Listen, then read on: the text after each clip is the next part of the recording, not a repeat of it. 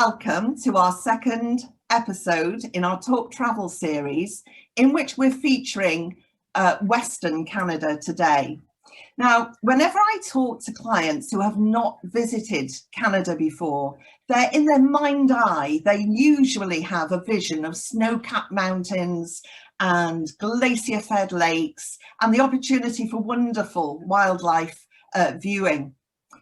Usually, that means that they want to go to Western Canada. It's one of our most popular areas to visit, particularly for first-time travellers. So that's why we've decided today to concentrate on that area. Now, before we start, the very important thing is that we're live, and we're live because we would love you to ask questions. Now, the way you do that, if you're not familiar with it, is at the bottom of your screen, there will be a chat bubble. You click on that and it will open up the chat facility. And then it's fairly straightforward about sending your messages. Now, you can send your message at any time during the presentation, and we will address your questions after at the end. Now, I just want to tell you, and I know most of you know, but here at Delmar World, we're a team of worldwide specialists. All of our team have really good worldwide knowledge, but we each specialise in different areas. And mine, as it turns out, is Canada. I also have another wonderful Canada specialist in our office called Anita. And between the two of us, we've pretty much got it covered. I have been so lucky over the last 30 years to have travelled to Canada. I've been to most of the provinces many times, and I'm very proud to say that I have won the UK's Best Travel Agent Specialist in Canada 3 times now. So you're in good hands today. We'd love it if you will ask us questions, but I am going to pass you over to a wonderful, wonderful tour operator. I said I've won an award 3 times. Well, actually, how many times have First Class Holidays won the Tour Operator of the Year award? We have won Best Tour Operator to Canada for 15 times. We're very proud of that. I thought it was 15. Yeah, well done. So today, welcome, Paula. I'm absolutely thrilled that you've joined us today. I shouldn't say it, but it is my favourite destination. I'm going to pass it over to you to talk to us about Western Canada. Thank you, Anne, and welcome everybody. So I'm just going to switch my screen over a moment while I start a presentation. Bear with me just one moment. Okay.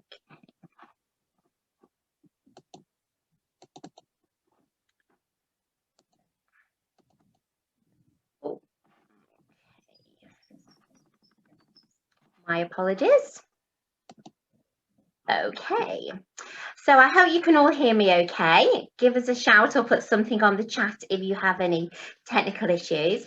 But very briefly outline, I've been working with the wonderful Anne, Anita and all the team at Delmar for quite a number of years. I've worked for First Class Holidays for over 20 years now, and we're actually celebrating our 25th birthday this year. So we are very much a Canadian specialist, and like Anne said, award-winning, and we share very much the same ethos of Delmar World, that we have any enchanting destinations for us to share, and we're very passionate about it.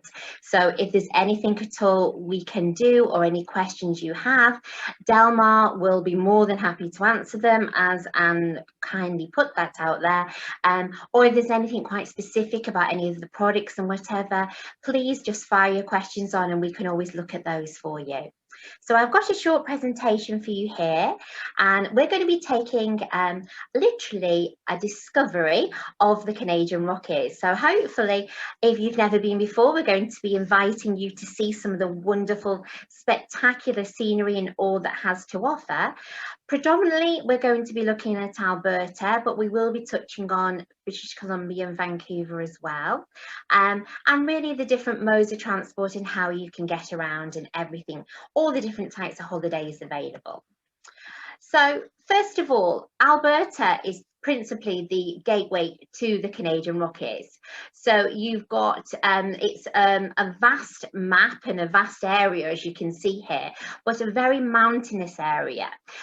So you can see from the grid here, you've got the Canadian Rocky Mountains #1, you've got lots of prairies, and they're called the Badlands, and then the neighbouring provinces of the Northwest Territories up there at #3, and then of course you've got the US border, and then you've got Montana over just below Alberta. So there's an abundance of different spectacular scenery wherever you are in Alberta and any part of Western Canada. So let's have a look at some more of these gorgeous areas.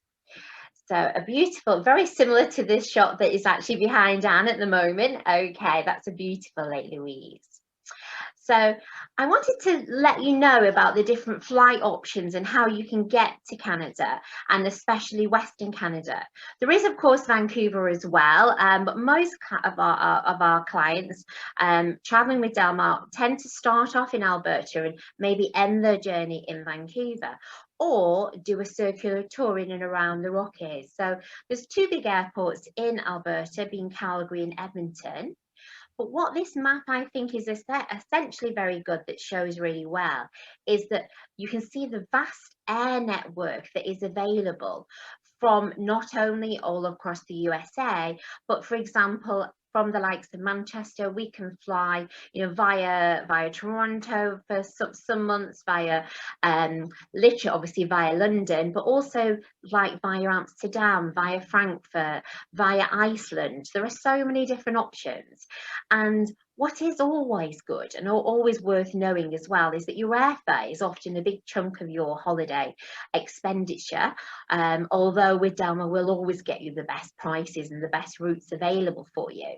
Stopovers are always an option as well. So it's often a case that if you're planning on going to Western Canada, I don't know, maybe you're visiting Aunt Peggy in Ottawa, or you want to go and see, go to New York to do some shopping before you carry on. We can do those types of combinations for you. So stopovers are very accessible and very easy, and sometimes free of charge, well, on the airfare anyway. So it's something that's always worth considering, and hence why I popped a little picture of me in there at the famous Niagara Falls, so which is only like an hour and a half, 2 hours from Toronto. So perfect stopover destination on the way or on the way home if you're doing Western Canada. Okay. So we've mentioned about the geography a little bit, but I just wanted to give you a bit more of an idea of where the Rockies are, and certainly which are the main towns. I mean, it's very much known as cowboy country. It's prairie lands and beautiful landscapes and snow-capped mountains. It really is as beautiful as you see it on the gorgeous pictures or in the brochures. It's even an amateur photographer like myself, you can capture some most amazing pictures. And I know Anne and Anisha and the team have, I'm sure, will show you lots of theirs that they've done over the years. So I wanted to talk to you briefly about the Rockies for all seasons, because although most of you do tend to travel in the summertime, we are noticing that more and more clients are wanting to go a little bit shoulder season or late season, what we call, or even in the winter time. More so because obviously the prices are a little bit lower at times. And also I know in Wrexham and Gresford and Heswall, all around where you are, you may well get snow like you can see me. That's actually me stood outside the Chateau Lake Louise in Alberta. The same picture practically where Anne, her background is. And that, believe it or not, was on the 8th of May a few years ago. So they had a very late snowfall that year, and we could actually sort of ski there on that day. So I thoroughly enjoyed it, because don't get me wrong, in a matter of days most of that snow had gone from the lake itself anyway. However, you have the best of both worlds. So if you like snow, certainly just be warned that you will get not only snow-capped mountains but on the ground. And obviously just be mindful of the temperatures, but look at the sunshine. The ratio of sunshine days, even in the winter, it's 6 to 1. So 312 days on average of sunshine a year. So I love going in the winter months, and I love going in spring, and certainly October, November. I'm a bit of a shopaholic, so I like to get all my Christmas shopping in as well. So it's one of those things that's worth considering. Of course, if you are into any of your ski activities, the lovely Anita came to Western Canada with us only into 2019, quite recently. I know she's been several times, but she did some of our winter experiences too. So what nicer place to have a coffee. I could think of nowhere more beautiful than just to recharge your batteries. Now, the charming city of Calgary is often the gateway city that people fly into, and then you're only an hour and a half away from the mountains. But me personally, I always love Calgary. It's a very small, compact city. If you've got the time, please overnight there. If you haven't, by all means, you're close to go to, obviously, to the Rockies resorts of likes of Banff and Lake Louise and even Kananaskis. However, it's very compact. It's quite charming, certainly, and it's got some of its own sites like the Heritage Park. There's lots of, if you're into paleontology, you're close to all the Badlands and close to all of the First Nations sites, and there's lots to see and doing in Calgary. And as I say, it's very compact, and I'm sure you'll be charmed by it, certainly. Now, in the summer months, for 10 days every July, B-City goes cowboy crazy. This is called the Calgary Stampede, and it's the biggest rodeo in the world. It's absolutely amazing. It sells out every year. You have to book it early. And it's a case of, it's not just for the rodeos and the chuck wagon races. Obviously, it's a festival. It's a whole type of, Stampede Park, as you can see from here.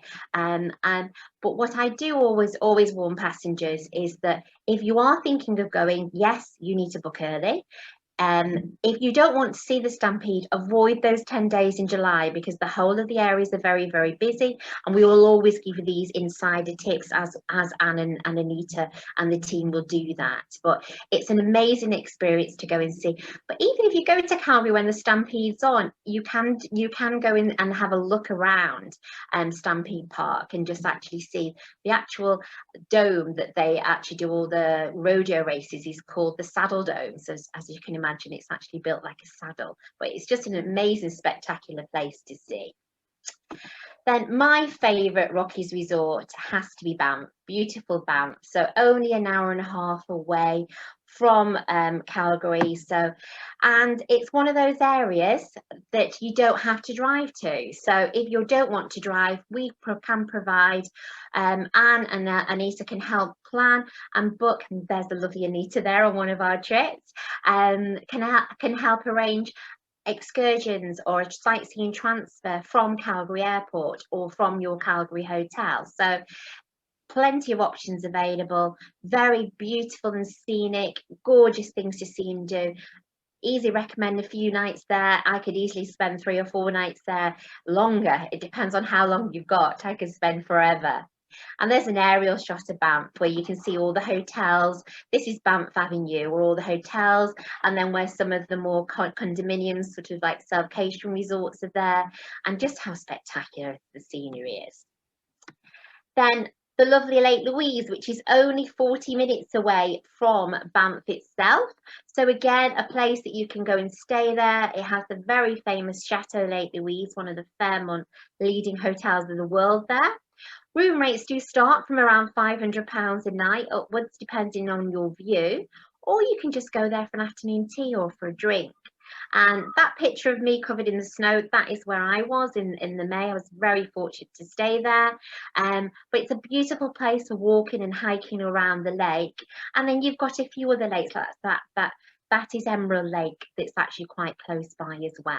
So Lake Louise. Well, I'm just going to interrupt you there, if you don't mind, because this is absolutely fantastic, and it's taking me through this, you know, this part of the world is just gorgeous. But just for you out there who are listening and thinking of planning an itinerary, my advice on this would be that if you're going to stay in Banff, which Paula is absolutely spot on right that you should, I always suggest that you stay an extra night in Banff and incorporate visiting Lake Louise from Banff. The reason for that is that you're not packing and unpacking your bags too many times, and you're not having to pay a lot of money to stay in Lake Louise, because accommodation tends to be very expensive there. So you can easily do a wonderful day trip to Lake Louise from Banff. Sorry, Paula, but No problem. I'm there with you. I'm there with you. No problem. Now we're sort of heading up north, up the Icefields Park, which I'm going to show you some shots of in a moment, to the very quiet and tranquil Rockies Resort of Jasper. Well, I say quiet, certainly in comparison to Banff. It doesn't have as many hotel space here. Now, again, another insider tip, which I'm sure Anne would share, is that if there is anywhere, if I won £1 million and I could build a hotel and get around Parks Canada, this would be where I would build one.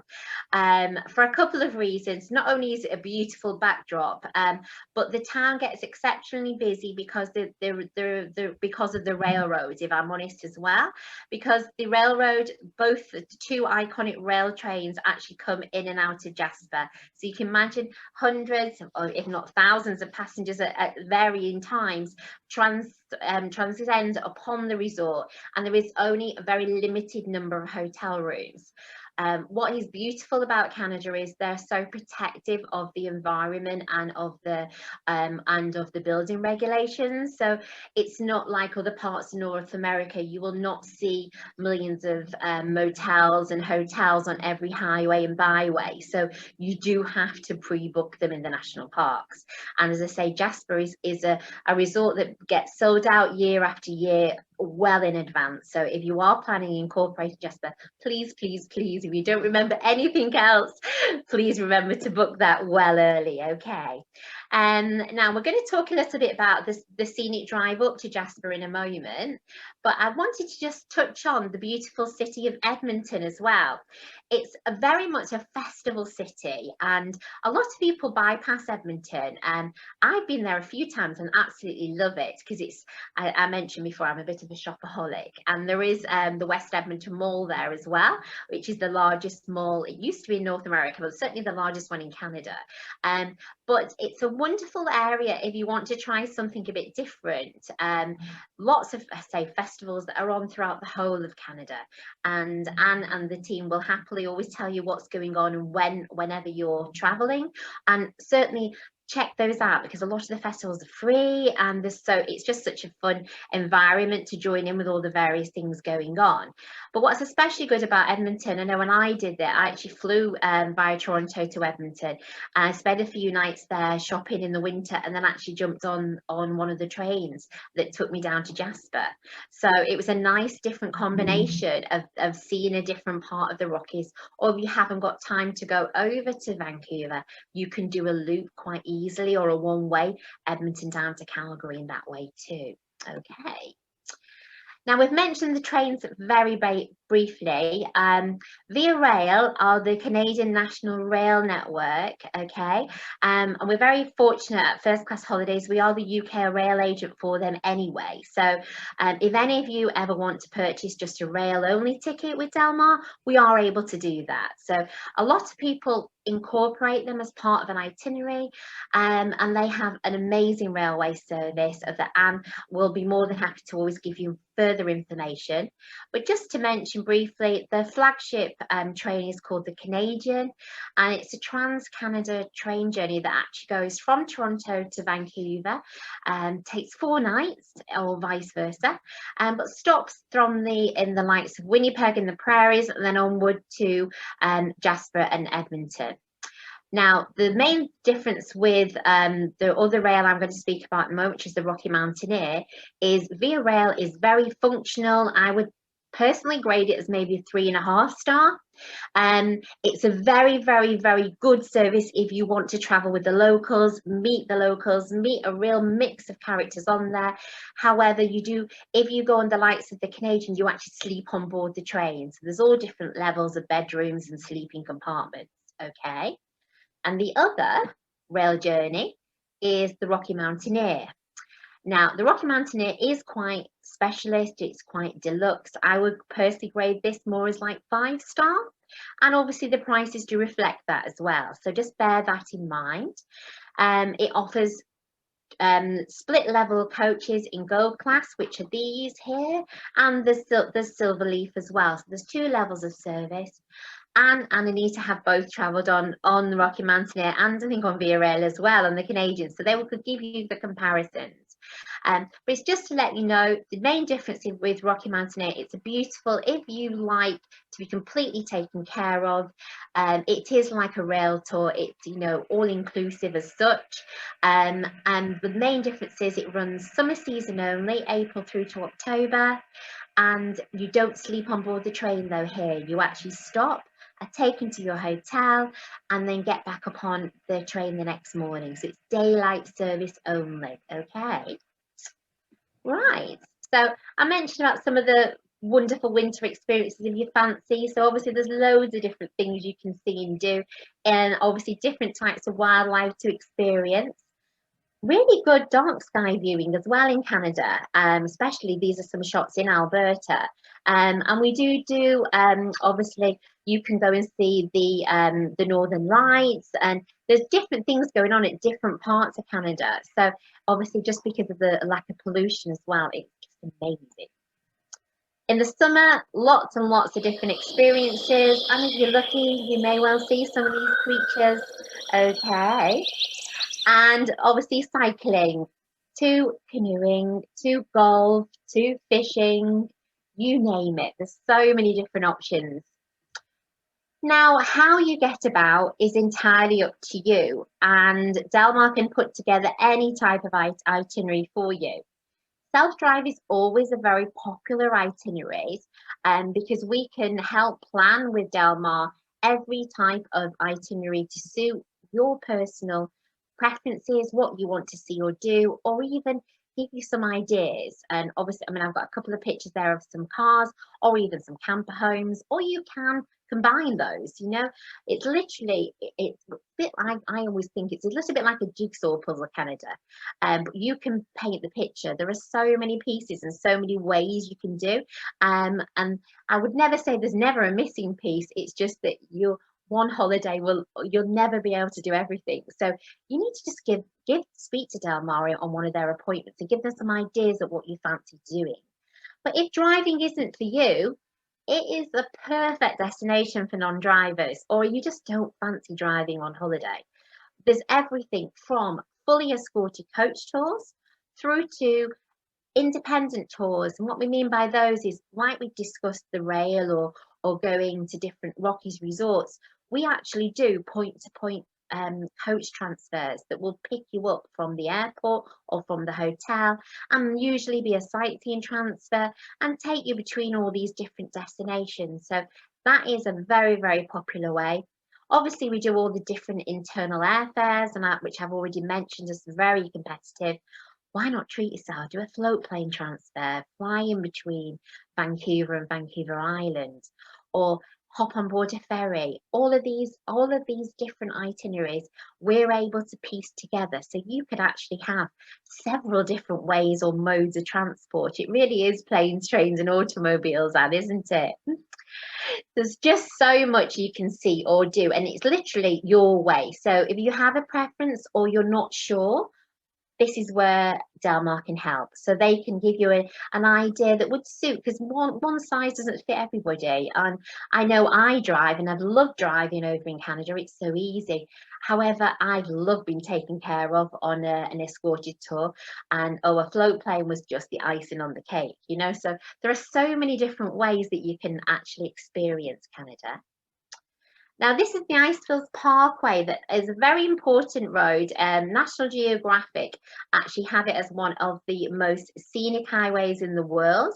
And it actually links up the Rockies resorts of like Banff and Lake Louise up to Jasper.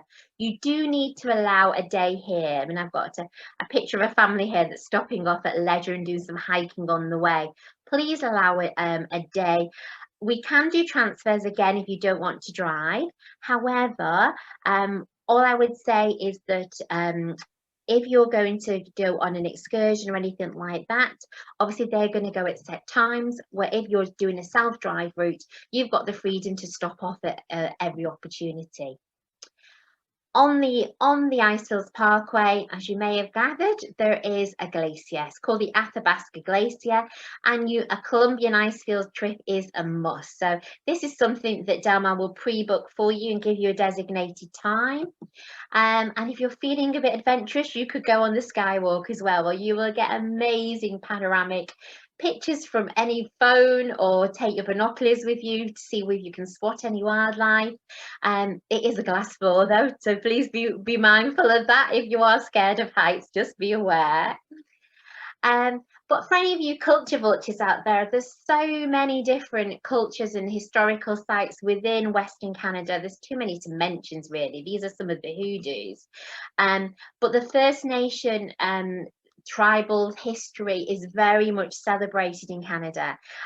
We have all different tours and different areas that we can recommend, and especially with Canadian tourism, they have some signature experiences that we can incorporate if you are into local history, and certainly just see some of the experiences, or go out, you know, maybe go whale watching on foot with a First Nation chief. Not whale watching, sorry, bear viewing and whales. But their local and knowledge and historical facts and all the different the family culture and everything is just amazing. It really, really is. Canada wouldn't be Canada without the wildlife. So, of course, you can see just from here, this is just in Alberta alone, of what the wildlife population is. It is amazing. So you can pretty much guarantee you are going to see moose and elk. The bears obviously can be a little bit harder to spot unless you are going to a specific bear viewing lodge or experience that, again, Delmar can arrange for you. Now, almost at the end here, we have got the beautiful city of Vancouver. I mean, no Rocky State literally is complete without usually a visit to Vancouver. It's my favourite Canadian city. It is absolutely amazing. And you've got the lovely Stanley Park, and I've got a picture in a moment of Anne riding a cycle through there.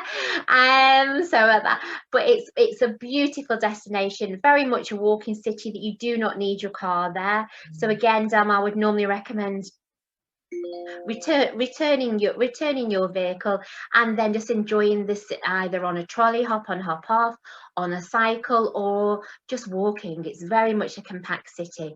And why not combine even with an Alaskan cruise? There's endless choices, but the Alaskan cruises are one of the best ways of actually seeing the areas of Alaska that depart from Vancouver. And again, Delmar could help you on there.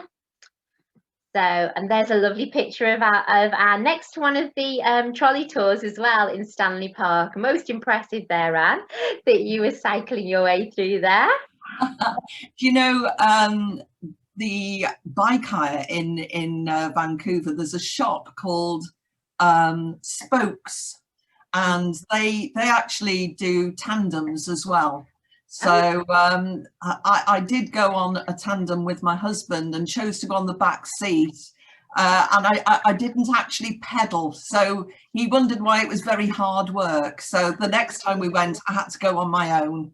So there we are. But it's absolutely beautiful, Stanley Park, and just a stone's throw away from the centre of the city. So you've got a wonderful combination there of parkland and ocean and a city life. So beautiful place. Yeah. Okay. And of course, there is the Vancouver Island as well, which is actually the size of England. So there's lots of different wildlife viewing, bear viewing, whale watching, and some beautiful resorts in and around British Columbia, as well as throughout the whole of Canada. So again, to suit every budget, from 3-star up to 5, 6-star, depending on what you want, that we can incorporate within an itinerary, if that's what you would like. Now we've got a short. I'm just sorry, I'm still excited about your presentation, so I've got to get my 2 penneth here. For those of you who really are very keen to see whales and bears, Vancouver Island has a wonderful, wonderful place on the western side called Tofino, and you can actually combine, these are not the grizzly bears, it's the black bears, but you can combine wildlife watching of the black bears and the orcas, which are usually the resident pods that travel around the Pacific National Rim Park. Now, that can be booked. You normally would go to Victoria and then you would go on to Tofino, but this is a lovely wildlife break. So it's just to add it in there, Paula, and I'm sorry if I've, but you know, it's just so near to my heart. Not at all. No, definitely not at all. So yeah, Vancouver Island, we could almost spend a session just talking about the benefits of Vancouver Island as well. It's so beautiful. So like Anne said, definitely well worth. And if you want to go to any of the lodges or the bear viewing or whale watching, yes, as a short day trip, or even half a day as well. Now, I've got a short video. It's quite fast-moving video, which sort of highlights what is everything good and best about Alberta, which I'm just going to press for you now, okay?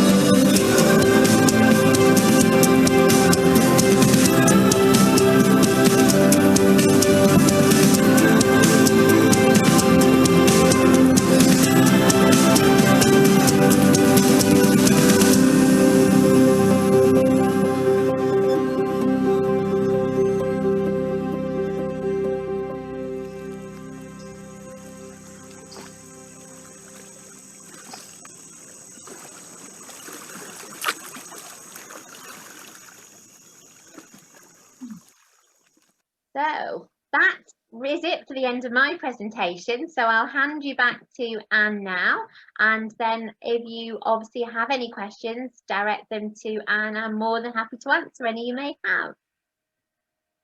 Thank you, Paula. Wow, that was absolutely super.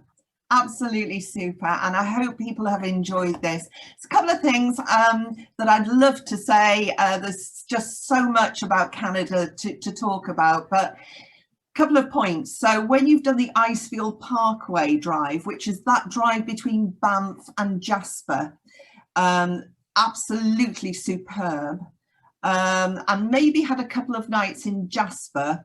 At this point, if you've been driving, you can drop your car off and then maybe jump on the Rocky Mountaineer train. There is a route that goes from Jasper down to Vancouver.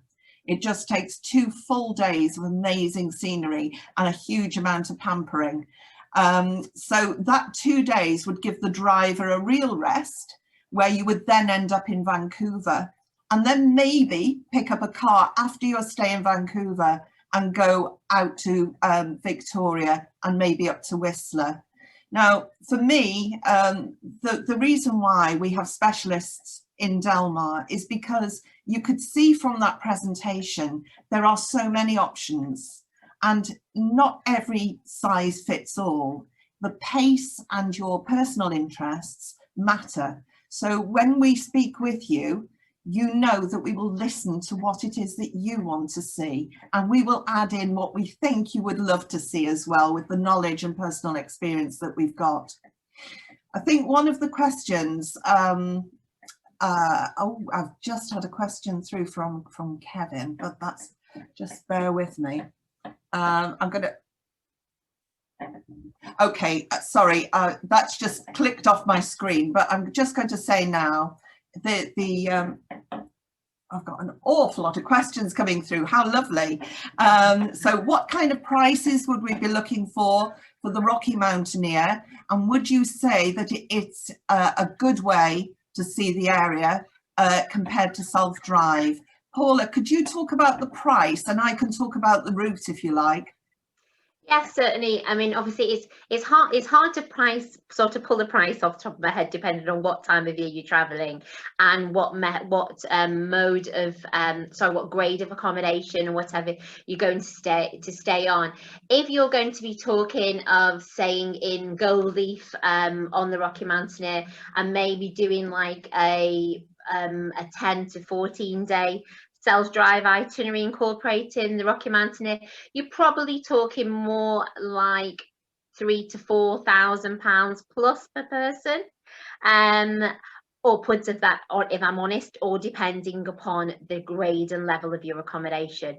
We're more than happy to do any quotes for you though, and again, we can maximize the best airfares and any early bird savings or anything like that is available for you. So I think the average price for our Rockies tours, I would say that most passengers doing a really good itinerary, wouldn't you say so, Anne, would normally be in the region of about 8 to 9 up to 10,000 per couple. Per couple, yeah, absolutely, to get it right. Now, the thing is about the gold and the silver leaf, it's important to know the difference. With the gold leaf, you travel in the 180 degree glass dome. You eat it in a restaurant, you know, a specific restaurant. Silverleaf is a little bit different. The viewing is still good, but all meals are served airline style to your seating, and I can direct you into more detail on that.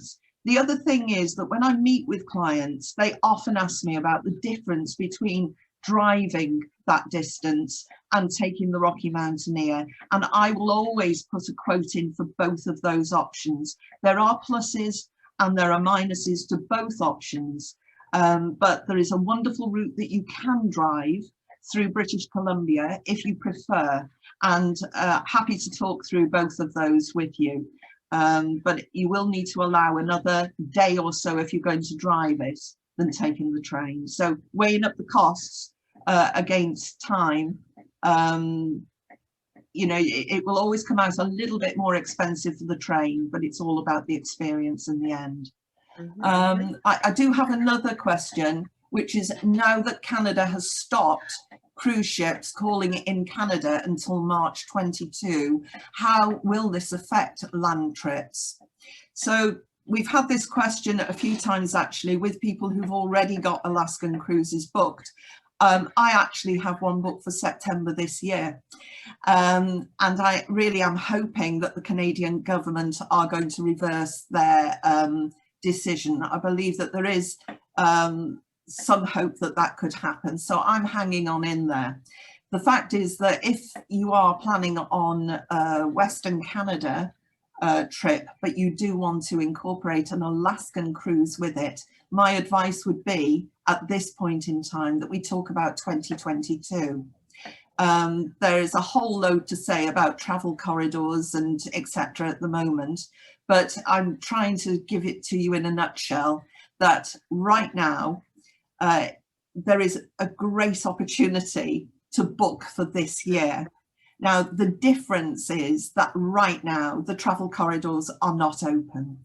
And so you take a risk at this point of being disappointed of not being able to go on holiday.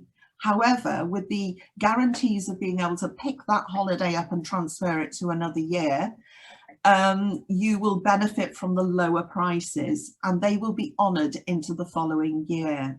So I hear that obviously at the moment there is uncertainty, but as those travel corridors and restrictions lift, and specifically we don't know whether Alaskan cruising will open up, particularly as there is now talk that those Alaskan cruises will be rerouted to go from Seattle to get up to Alaska. So I think there will be a market at the back end of the year. Certainly I hope to be on that ship in September. But if you are fancying going this year, it is worth having a chat with me because I can give you some more sort of up-to-date information about booking conditions, flexibility, and what would happen if it didn't go. But, you know, that's another subject, isn't it? Okay. Do you have anything to say about that, Paula? No, completely echoing what you're saying, and like you say, and on the flip side of it, there's some amazing deals for 2022, isn't there? There's some amazing cruise deals and things like that. So it's yes, just really echoing everything that you've said there, Anne. Spot on. Yeah. I've got another question here, and actually this is the last question that's come through. You combine a trip to Vancouver Island and Tofino. Can you combine? I think it's a question. Can you combine a trip to Vancouver Island and Tofino with Edmonton, Banff and Jasper, and maybe a train journey as well? Absolutely. That is the Western Canada popular trip. Normally it's Calgary, Banff, Jasper, but as Paula has quite rightly said, we can combine Edmonton as well. The only reason why we don't use Edmonton as much is that there aren't as many direct routes into Edmonton from the UK. But if you are wanting to add on Toronto as perhaps a stopover, then that would be the perfect route. And I can certainly put an itinerary together with regard to that. Time of year I would suggest for that type of trip would be either the June time to maximise the bear viewing and whale watching opportunities. The days are longer at that time, or maybe the end of August into September, which is also a very good time for bear viewing. What do you say, Paula?